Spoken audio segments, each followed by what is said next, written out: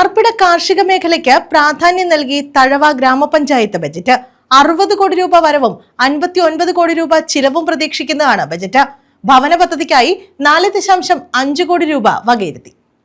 പാർപ്പിട കാർഷിക മേഖലകൾക്കും ഉൽപാദന ആരോഗ്യ മേഖലകൾക്കും ദാരിദ്ര്യ ലഘൂകരണത്തിനും പ്രാധാന്യം നൽകിയാണ് തഴവ ഗ്രാമപഞ്ചായത്തിൽ ബജറ്റ് അവതരിപ്പിച്ചത്. 60 കോടി 14,02,010 രൂപ വരവും 59 കോടി 4,62,948 രൂപ ചെലവും 1 കോടി 9,39,062 രൂപ മിച്ചവും പ്രതീക്ഷിക്കുന്ന ബജറ്റാണ് ഗ്രാമപഞ്ചായത്ത് വൈസ് പ്രസിഡന്റ് നിസാം തോപ്പിൽത്തറയിൽ അവതരിപ്പിച്ചത്.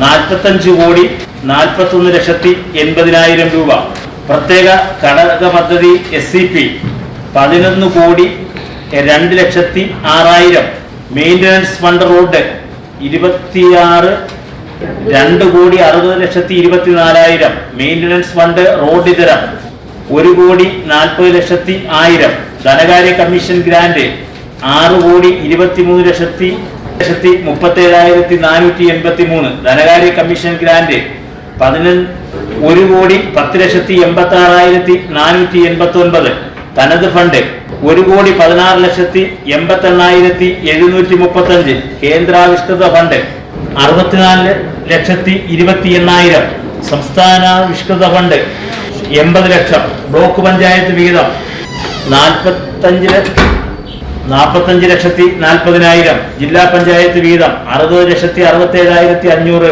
മറ്റ് ഗുണഭോക്തൃ വിഹിതം വായ്പ 1 കോടി 62,77,750 ആകെ 16 കോടി 32,84,957. കളിസ്ഥലത്തിന് ഭൂമി വാങ്ങൽ, ഭൂരഹിത ഭവനരഹിതർക്ക് ഭൂമി വാങ്ങൽ, വനിതകൾക്ക് ഫിറ്റ്നസ് സെന്റർ തുടങ്ങിയ പല പദ്ധതികളും ബജറ്റിൽ ഉൾപ്പെടുത്തിയിട്ടുണ്ട്.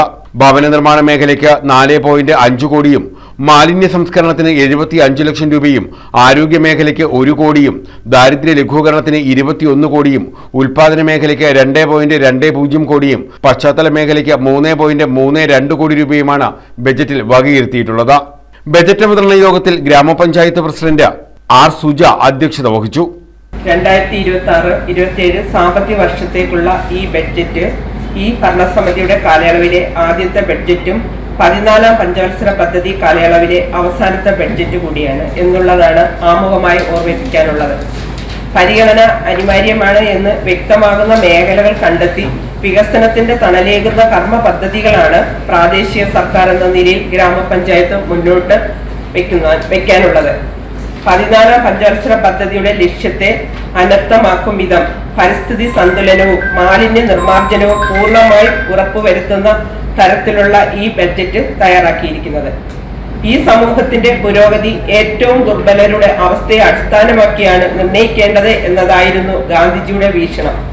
ആയതിന്റെ അടിസ്ഥാനത്തിൽ ആരെയും പിന്നിലാക്കരുത് എന്ന സംസ്ഥാന സർക്കാരിന്റെ ഉൾപ്പെടെയുള്ള വികസന കാഴ്ചപ്പാടുകൾ ഈ ബഡ്ജറ്റിന്റെ ആദ്യ അവസാനം നിങ്ങൾക്ക് കാണാൻ കഴിയും എന്നത് യാഥാർത്ഥ്യമാണ്.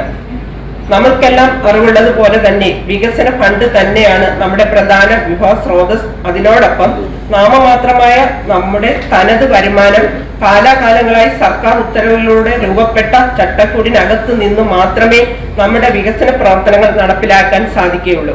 എ അമ്പിളി, എസ് സുമ, തഴവ ബിജു, ജയലക്ഷ്മി, അശ്വതി, ഇന്ദ്രജിത്ത്, നിസ തൈക്കൂട്ടത്തിൽ, എം മുബീന തുടങ്ങിയവർ പങ്കെടുത്തു.